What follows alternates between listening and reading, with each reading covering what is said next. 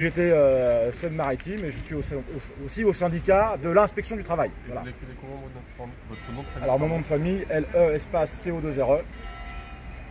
Voilà, j'arrête. Et merci. Je vous donnerai mon portable pour ceux qui n'ont pas éventuellement. Je vais faire le micro. Donc on ne sait pas si tout le monde a à peu près le même niveau d'information. Donc voilà, on va vous donner un maximum d'éléments. On sait qu'il y aura des parties un peu techniques, mais qui sont importants, et on citera nos sources sur les questions notamment d'analyse. Voilà, donc je ne vais pas revenir sur jeudi matin. Tout le monde sait ce qui s'est passé vers 2h40, 2h50 du matin. Et les premières déclarations de la préfecture qui se voulaient rassurantes à 8h30 du matin. Je renvoie notamment aux déclarations de Castaner qui est venu assez rapidement. Ce que nous, on a voulu communiquer rapidement dans la journée de jeudi, c'est le fait que dès le début, la préfecture ne donnait pas un certain nombre d'informations. On savait, parce qu'on connaît l'entreprise depuis très longtemps, que notamment était partie en fumée une toiture amiantée. Et c'est vrai que quand on sait que l'amiante est interdit depuis 1997, que c'est un des cancérogènes sans seuil, sur le fait que le risque de cancer à 10, 20 ou 30 ans est présent à de très faibles concentrations, le fait que la préfecture omet cette information essentielle, bien évidemment, nous a inquiétés. Le fait qu'on se veuille rassurant, le préfet Castaner, qui nous parlait de résultats d'analyse qui n'étaient pas publiés, nous inquiétait, puisqu'en 2013, on avait, je vous le rappelle, ce fameux nuage de Mercaptan. On n'avait pas le même gouvernement. À l'époque, je vous rappelais Delphine Batho, ministre de l'écologie, qui nous avait fait à peu près la même histoire, c'est-à-dire discours tout de suite rassurant du préfet dans la journée, repris sûrement sans vérification par Delphine Batho, et on s'est aperçu qu'il n'y avait pas seulement du Mercaptan dans le nuage qui s'est ressenti jusqu'à Paris d'un côté et jusqu'à Londres de l'autre côté. Et donc on a décidé tout de suite, sans attendre, de communiquer sur nos inquiétudes, sachant que c'est une entreprise Seveso seuil haut dans lequel il y a de nombreux produits chimiques. On sait que l'un de ces produits chimiques comprend 258 molécules, et on sait que quand on est sur des feux, on pique, notamment parce que c'est de la décomposition de produits à haute température. Alors, c'est cette intervention syndicale, repris par les questionnements de la population, repris le lendemain par un appel de la CGT qui est maintenant extrêmement large, puisque avec nous ce soir appelle à manifester Solidaire, la fédération syndicale FSU unitaire, EFO depuis hier soir, bien évidemment les organisations écologiques comme Greenpeace, comme France Nature Environnement, nos amis de la Confédération paysanne et j'en passe, mais aussi un certain nombre d'associations comme l'association Ripesra, qui est avec la CGT a fait sortir le problème de l'intoxication au plomb à Notre-Dame de Paris. Et vous avez vu que sur encore un épisode très récent à Paris, je sais qu'un certain nombre de médias savent bien ce qui se passe à Paris. Et la préfecture de Paris et l'ARS, on a à peu près les mêmes aujourd'hui, parce que c'est le préfet d'ici, c'est pas lui qui décide, il est bien évidemment sous la coupe d'un certain nombre de ministères, ont caché des informations essentielles, tant pour les salariés de la cathédrale de Notre-Dame de Paris, tant que pour les riverains, sur le risque de plomb, et 2, sur les niveaux de concentration qui ont été constatés par ces services officiels. Donc, ces inquiétudes, on les a aujourd'hui. 5 ministres, vous avez compté. Le Premier ministre, peut-être Macron, on ne sait pas. Mais effectivement, on n'est pas rassuré. On n'est pas rassuré. À ce jour, on sait qu'il y a au moins 8000 m² de toiture qui sont partis en fumée. Une partie qui est encore à Lubrizol, une partie qui est partie dans le nuage de fumée. Vous savez ou pas, mais l'amiante, une fibre d'amiante, c'est 300 fois plus léger qu'un de vos cheveux. Alors vous imaginez quand vous avez un panache de 6 km de large et de 300 mètres de long. Comment communiquer aujourd'hui avant même qu'on ait aucune analyse d'amiante? Le préfet d'ailleurs, et ça fera partie des questions qu'on posera tout à l'heure à 19h, considère qu'un rayon de 300 mètres suffit sur le risque amiante. Premièrement, aujourd'hui le rayon de 300 mètres n'est pas respecté, ni par Édouard Philippe, ni par un certain nombre de représentants de l'État qui ont été sur place. Et en deuxième élément, il n'est pas en nature aujourd'hui de nous expliquer quel scientifique, quel ingénieur, quel technicien a déterminé ce rayon de 300 mètres sur la question du risque amiante. Alors j'en viens à la question des analyses. Là, il y a un sujet extrêmement intéressant, je sais que c'est technique, et on pourra bien évidemment fournir le nom des scientifiques avec lesquels on a travaillé. Première chose, par rapport au rapport de l'INERIS qui a été publié samedi soir sur le site de la préfecture. Ce rapport, sur la partie de l'analyse des suies et de ce qui est retombé à terre, indique lui-même que les lingettes, donc vous avez 6 lingettes qui ont été faites par les services du SDIS, 11 par une société Bureau Veritas. Ces lingettes, dit le rapport de l'INERIS, je cite, montrent les premières constatations visuelles ont permis d'observer que les lingettes étaient peu colorées. Vous avez pu voir aujourd'hui, hier, pour ceux qui étaient là, ou depuis jeudi, hein, et vous avez vu sinon par internet, vous avez vu les photos, etc. Et nous, on a fait faire des prélèvements par nos syndiqués que si on veut récupérer de la suie, on en a. Donc il y a déjà une première question à l'INERIS, au préfet et aux équipes techniques. Quel est le mode opératoire qu'ont utilisé et les pompiers du SDIS et l'INERIS dans ce test de lingettes? Deuxième question qu'on a posée, et on l'a posée à une équipe d'universitaires dont on va citer les sources. Nous, on donnera nos sources, ce qui n'est pas le cas de la préfecture, qui est l'Institut Éco-Citoyen, qui est un institut universitaire situé à Marseille, dont on pense que les universitaires, voilà, même s'ils ont des financements publics, sont un peu plus indépendants que les laboratoires privés qui fonctionnent beaucoup avec les industriels ou que les laboratoires qui sont sur commande de l'État. Si on compare les éléments qui sont donnés dans le rapport de l'INERIS avec ceux qui sont mesurés sur un site comme Fos-sur-Mer. Alors Fos-sur-Mer, vous connaissez, je suppose, en train. Voilà, c'est Fos-sur-Mer, c'est 17 sites Céveso, seuil haut, dans un périmètre de 20 000 hectares, avec sidérurgie, cimenterie, pétrochimie, incinération d'ordures, déchets industriels, voilà. Bon. C'est une des zones qui est considérée comme les plus polluées d'Europe. Donc, on va comparer les résultats de la préfecture par rapport à ce qu'on a à Fos-sur-Mer. Premier problème, ce que la préfecture et l'INERIS ont considéré comme la zone témoin. La zone témoin, vous l'avez vu dans les prélèvements, c'est la mairie de Petit-Quevilly. Il faudra être sûr et avoir des indications météo précises pour savoir à partir de 2h40 si, déjà, est-ce que la mairie de Petit-Quevilly n'est pas dans la zone polluée. Rien n'est moins sûr. La mairie de Petit-Quevilly, je vous le rappelle, elle se situe pour les non-rouennais, je suis désolé, mais dans une zone, pour nous, qui nous inquiète, qui est la zone qui va de Rouen à Grand Couronne, puisque là, vous avez une multitude d'établissements industriels, certains Céveso seuil haut, certains Céveso seuil bas, et d'autres non classés Céveso, mais avec des rejets importants en termes de pollution. Donc déjà un problème avec ce qu'on appelle l'échantillon témoin, puisque vous avez bien remarqué que dans les déclarations du préfet, on nous parle du fait que les prélèvements du SDIS et de Veritas ne font pas apparaître de différences significatives par rapport aux prélèvements témoins. Alors si on compare à la zone industrielle de Fos-sur-Mer, si on compare par exemple sur une famille cancérogène, ce qu'on appelle les HAP, les hydrocarbures aromatiques polycycliques, cancérogènes, certains. À Fos-sur-Mer, on a des teneurs, je ne vais pas faire trop de chiffres, mais entre 0,1 et 0,26 microgrammes par mètre carré et par jour, ce qui est quand même pas négligeable quand on voit les effets à Fos-sur-Mer. Sur la zone autour de Lubrizol, la zone des prélèvements de la préfecture, on est pour certains HAP entre 11 microgrammes et 34. Vous avez vite remarqué qu'on est à peu près à 90 fois plus en ce qui concerne les HAP. Sur certains métaux, zinc, plomb, cuivre, pareil, vous pourrez comparer puisque les chiffres sur la zone industrielle de Fos-sur-Mer sont publiés sur le site donc, de l'Institut Éco-Citoyen. Merci. Vous pourrez remarquer que pareil, on a des chiffres qui se multiplient entre un facteur 10 et un facteur 100.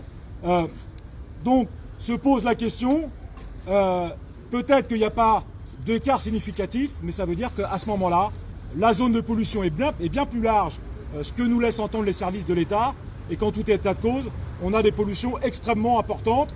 Peut-être que c'est des pollutions qui sont avant le nuage. Ça, aujourd'hui, il faudrait comparer à des résultats précédents. On n'est pas en mesure de le dire aujourd'hui. On va retravailler cette question-là. Mais quoi qu'il en soit, on est sur des mesures de pollution qui sont extrêmement inquiétantes. Un autre élément sur les analyses, je vais essayer de faire court sur les questions techniques, se pose la question de la limite de détection des appareils qui ont été utilisés notamment sur les mesures d'air. Ce qui, dans le rapport de la préfecture, s'appelle les canistères. Je prends l'exemple du benzène. Sur l'exemple du benzène, à Fos-sur-Mer, pour tous ceux qui travaillent sur des pollutions industrielles, ils ont des appareils qui permettent de détecter jusqu'à 0,2 microgrammes par mètre cube. Quand ceux utilisés par l'INERIS, par ceux qui ont prélevé, excusez-moi, l'INERIS n'est pas responsable des prélèvements. Les prélèvements qui ont été faits, on est sur une seuil de détection à 10 microgrammes. Donc on est à un seuil de détection 50 fois plus fort, alors que la valeur limite est de 5 microgrammes par mètre cube en moyenne annuelle. Pour ce qui est d'une autre valeur assez inquiétante, donc l'H2S, les valeurs de détection des appareils utilisés sont indiquées à 10 microgrammes par litre, alors que l'Organisation mondiale de la santé fait état d'un seuil d'exposition à 7 microgrammes par mètre cube. Donc on peut éventuellement, c'est une hypothèse, on n'en sait rien, on n'affirme rien, on peut éventuellement dans certaines zones être à 8 microgrammes, à 9 microgrammes, et la préfecture fanfaronne sur le fait qu'on serait en dessous d'un seuil sanitaire détecté par le laboratoire. Sur la question d'amiante, on rappellera quand on aura les prélèvements, et on donne un billet d'avance, malheureusement, que ne seront pas comptés par les laboratoires les fibres courtes d'amiante, alors que l'AFSET, que vous connaissez comme institut, a recommandé au gouvernement depuis plusieurs années de compter les fibres courtes dans les prélèvements d'amiante, ce que refuse de faire le gouvernement parce que ça mettrait en évidence des taux de pollution importants sur les chantiers des amiantages, mais aussi de pollution ambiante dans les industries, mais aussi dans les habitats. Alors, inquiet, on l'est.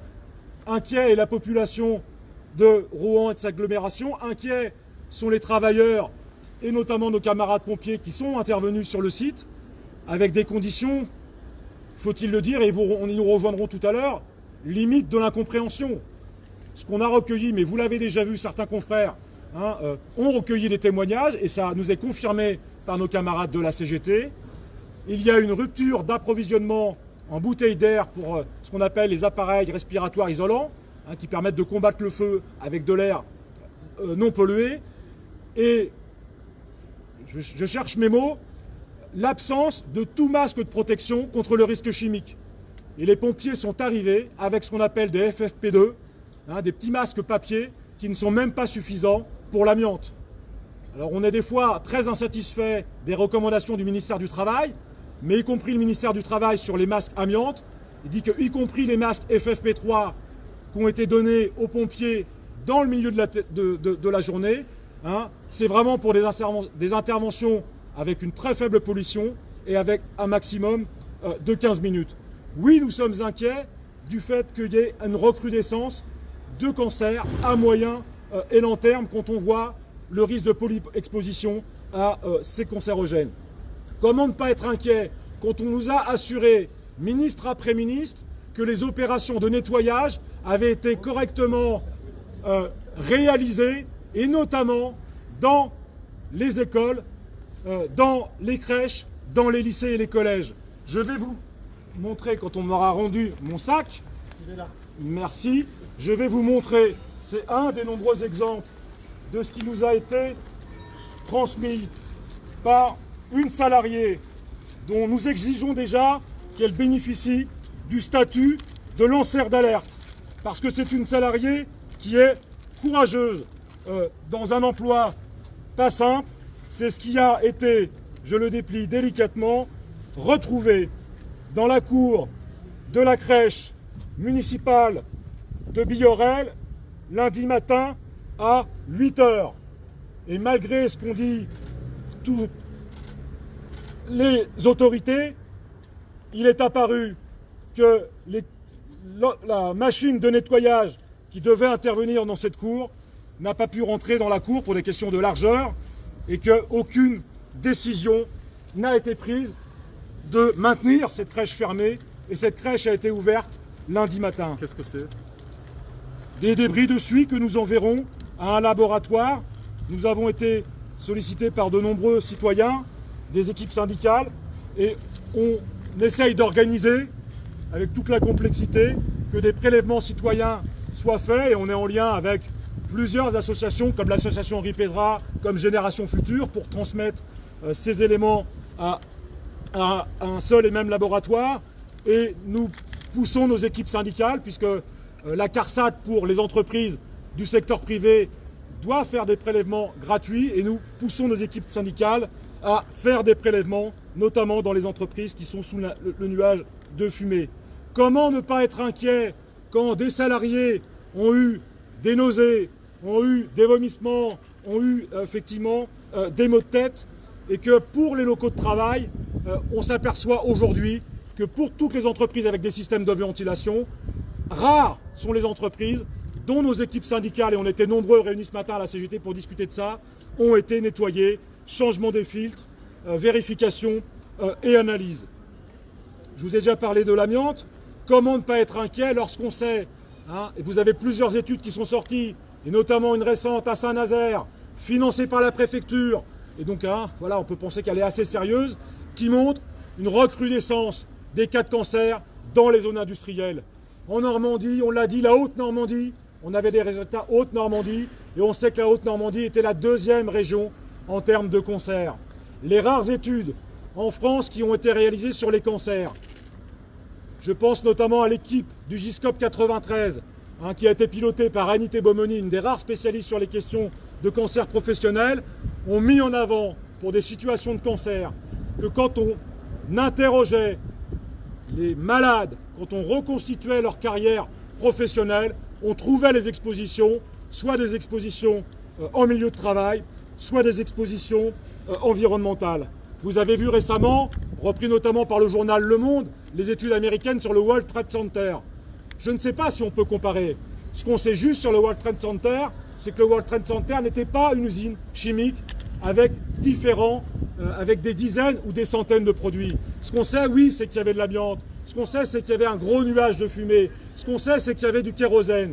Et ce qu'on sait, 8 ans après, c'est qu'on fait état de 14 000 cas de cancer qui seraient liés effectivement à cette tragédie du cancer. Et donc nous avons des inquiétudes, et c'est pour ça qu'on va reprendre Édouard Philippe mot pour mot sur la question de transparence. Alors qu'est-ce qu'on continue d'exiger? Qu'est-ce qu'on n'a pas? Et ce qu'on demande?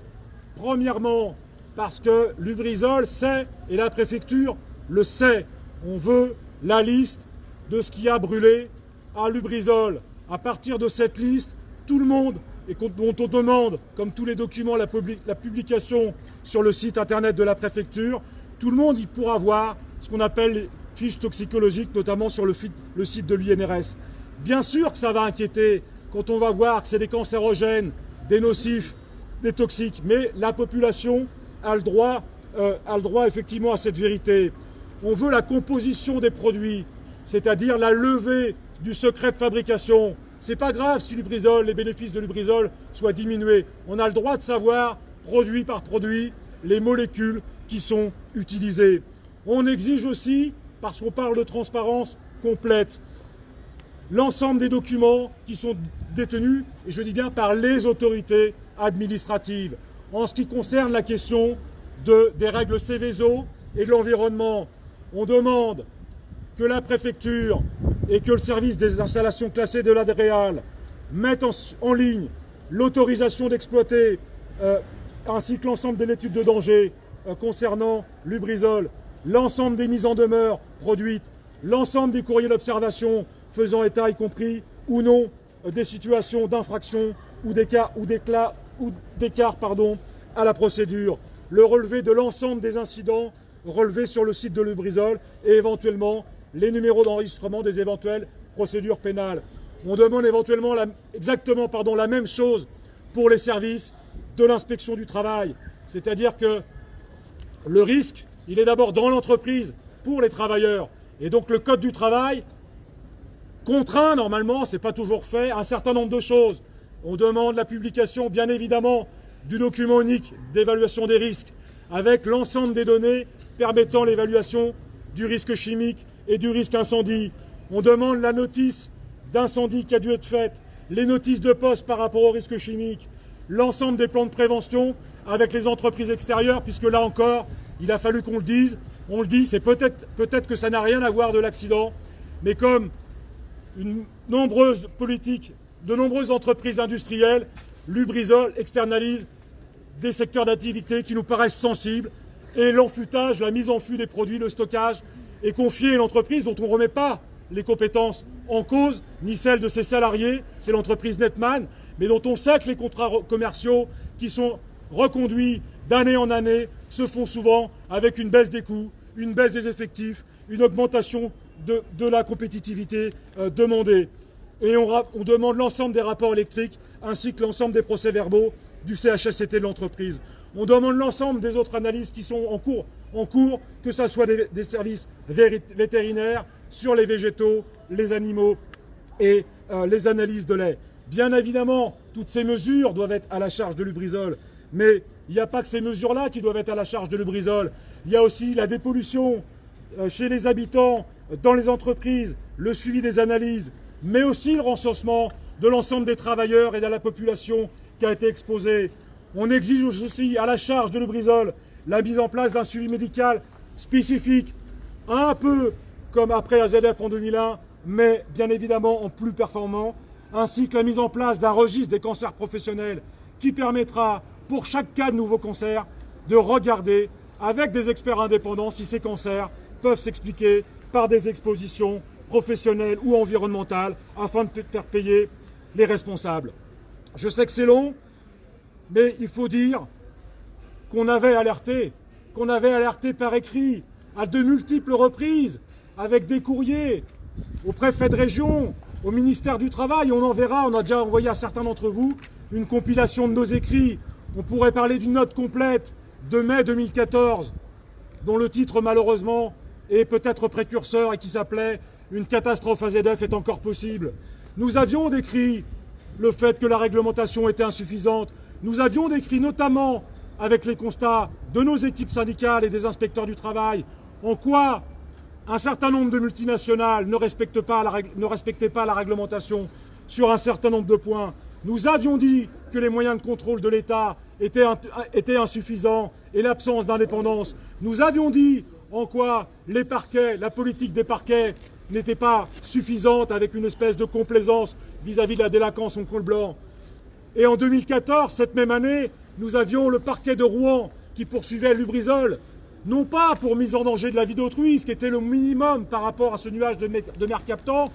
Bien sûr, c'est pas impressionnant, avec une peine maximum d'1 an de prison et de 75 000 d'euros d'amende, mais si cette peine-là avait été appliquée, et ça méritait de l'être, peut-être que les dirigeants de Lubrizol et des autres sites chimiques et pétrochimiques auraient fait attention à leurs responsabilités.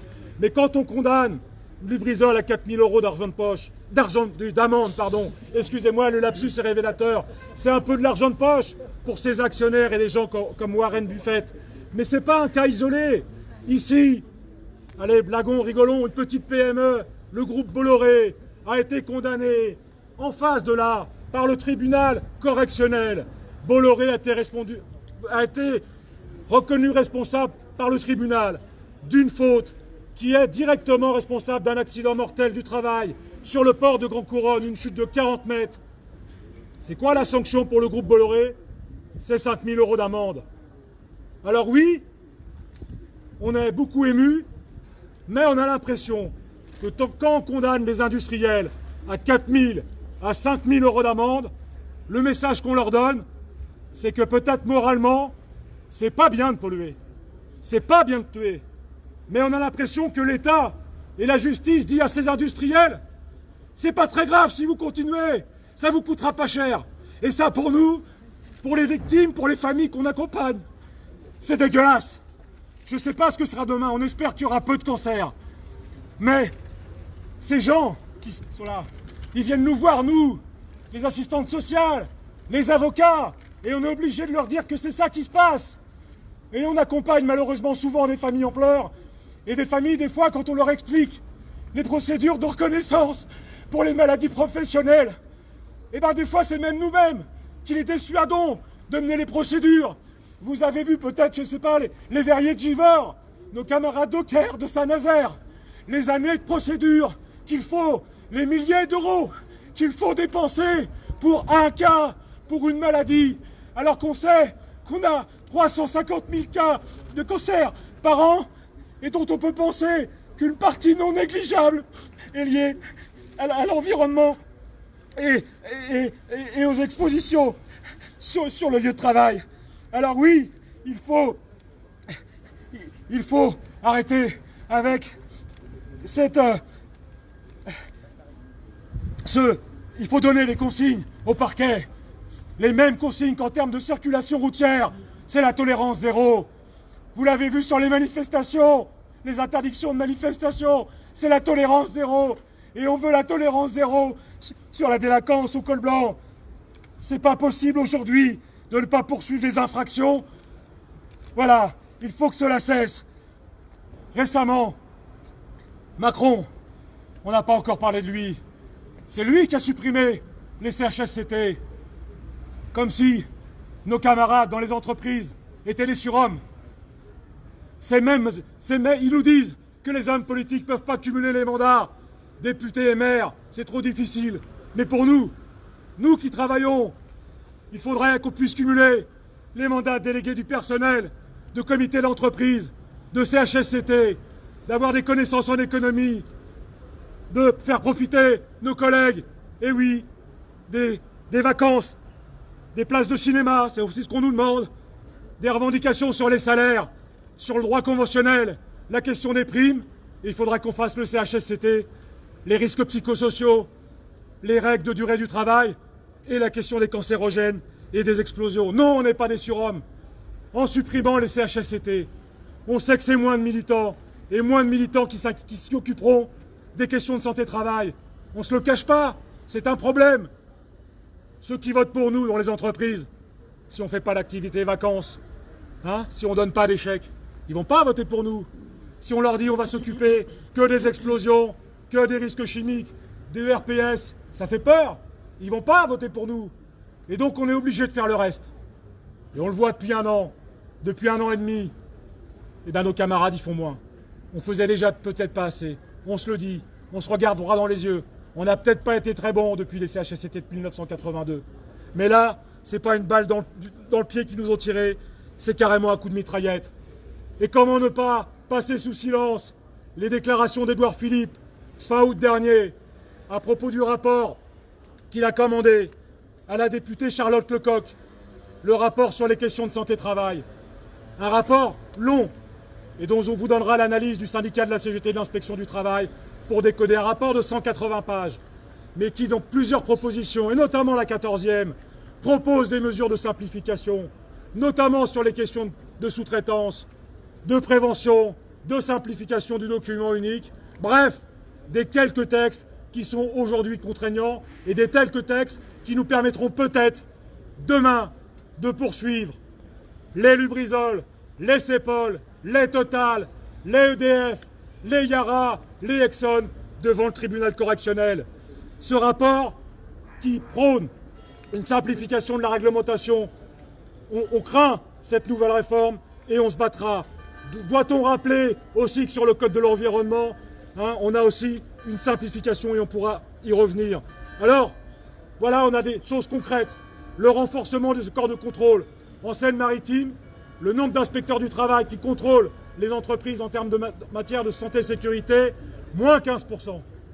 Demain, sur le département, avec plus de 79 Céveso, le projet, c'est qu'on ait moins de 3 agents sur ces entreprises-là, mais qui en plus seraient à s'occuper d'un certain nombre d'entreprises généralistes. Autant dire une absence importante en termes de contrôle.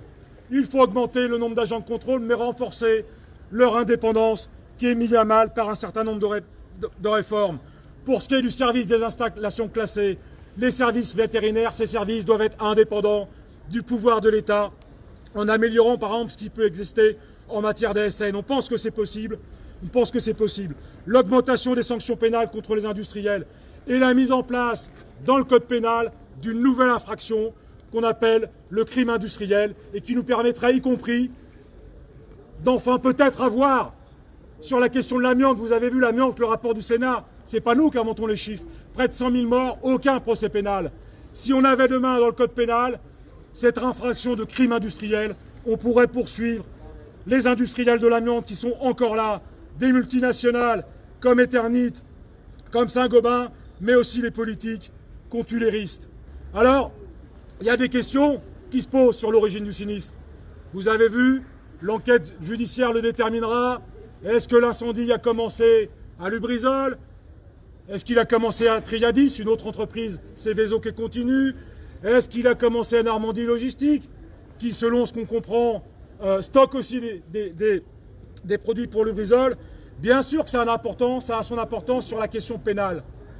Mais ne croyons pas que ça exonère Lubrizol de ses responsabilités. Le risque d'un incendie dans l'industrie, c'est un risque courant.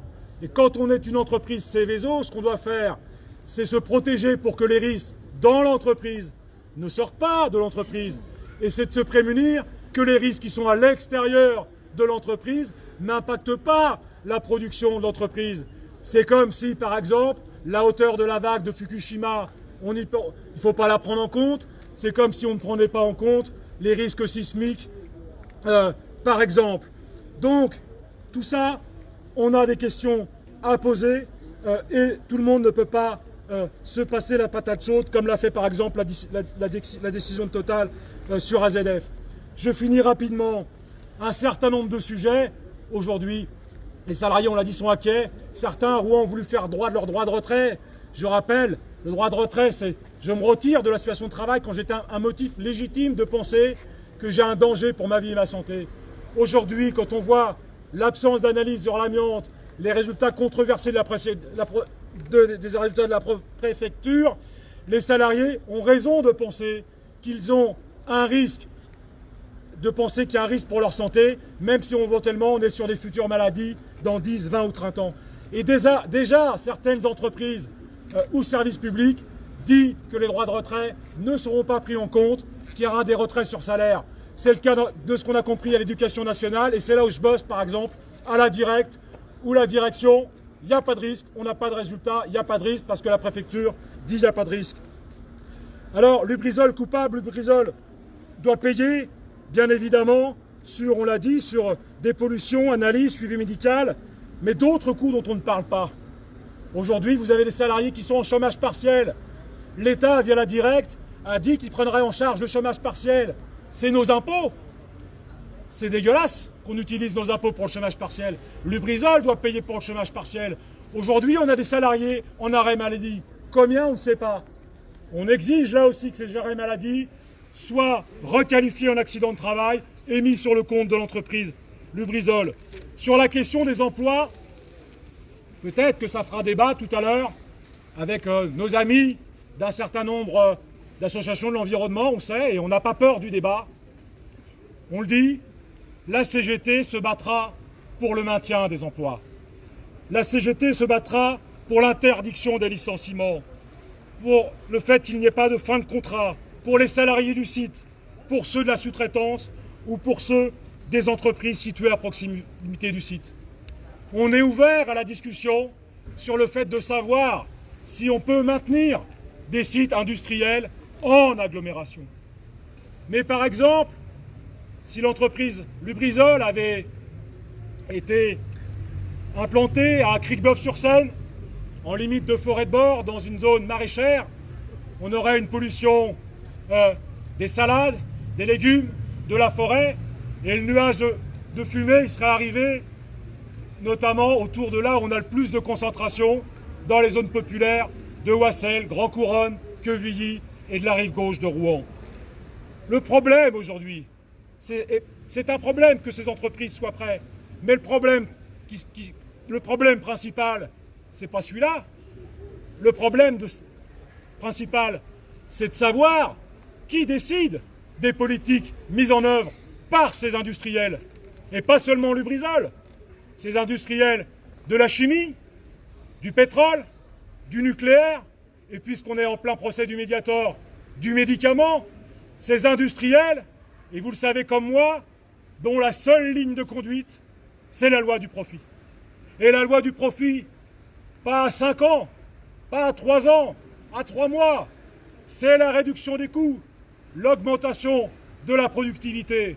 Et on le dit, on l'assume, ces politiques industrielles qui sont à minima soutenues, voire encouragées par le gouvernement Macron, par son ministre de l'économie, mais aussi, disons-le, par les différents gouvernements dits de droite, certains dits de gauche, on ne sait pas encore pourquoi, qui ont mis l'économie en avant, même si des fois ils avaient un discours contraire.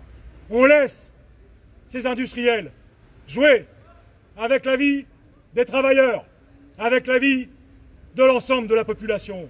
Et la question qu'on pose, je sais, ça va choquer, c'est de savoir si on peut vraiment laisser ces productions industrielles ou de médicaments dans la main des capitalistes. Et on pose la question de la réappropriation de ces moyens de production par les travailleurs sous contrôle de la population. On pose la question des organes de contrôle indépendants de l'État, du patronat, avec des laboratoires indépendants. Et je le dis, et on a un certain nombre, je vois que Manu Lépine m'a rejoint, je vois que Pascal Tailleux est là, ils pourront vous le dire, on a eu du mal. On croit qu'on a réussi, mais sur le procès AZF, on a eu du mal à trouver des experts qui pouvaient faire des travaux d'analyse, des experts qui n'avaient jamais travaillé pour l'industrie ou pour les différents lobbies. Et donc aujourd'hui, ces travaux indépendants, on en a besoin. C'est pour ça que sur la question des analyses, on demandera que les analyses soient faites non pas par des laboratoires de l'État, mais notamment par des laboratoires universitaires indépendants, que ce soit des universitaires français ou à l'étranger. Sur les questions de contrôle indépendant, bien évidemment, ça veut dire, je vais bientôt arrêter, le retour des CHSCT avec effectivement un droit de veto. Alors, la responsabilité là-dedans de l'État, vous l'aurez compris, c'est une question centrale. Le pollueur, on le connaît, le Lubrizol, peut-être d'autres, mais la responsabilité de l'État est clairement engagée, car aujourd'hui, en matière d'environnement, l'État prend des mesures dans ce qui est dit dans la loi de 75 sur l'environnement et limite les contraintes aux industriels sur ce qui est financièrement acceptable. L'État doit contraindre les industriels, même si les bénéfices baissent de 30 ou 50%, si c'est pour le bienfait de la santé des travailleurs et de la population. Oui, la question, la responsabilité de l'État pour mise en danger de l'autrui, de la vie d'autrui sur le code de l'environnement est posée. Mais oui, la responsabilité de l'État sur la mise en danger de la vie d'autrui est posée, notamment sur l'intervention des sapeurs-pompiers qui sont intervenus avec un manque d'ARI, avec des masques FFP2, sans masques chimiques, avec des bottes non étanches. Quand on sous-dote les services de pompiers d'effectifs et de moyens matériels, la question de la responsabilité d'État pour nos collègues et camarades pompiers exposés est posée. Et je finis là-dessus, nous sommes inquiets pour ceux, et on voit les camions défiler, vous les avez vus comme moi, des entreprises de pompage, de nettoyage industriel, on les connaît dans la région, les Viam, les Bachelet-Bonnefond, les Maillot, les Sodi, les Suez, et on voit des camions qui viennent de toute la France, encore un de Clermont-Ferrand tout à l'heure, des boîtes de la sous-traitance, et aujourd'hui on ne sait pas dans quelles conditions ils travaillent sur le site de Lubrizol, on ne sait pas dans quelles conditions ils travaillent, et on est inquiet pour la santé de ces salariés. Voilà, on est à votre disposition. J'ai été très long, je m'en excuse, mais ça nous paraissait important, et on donnera toutes nos sources. Bravo.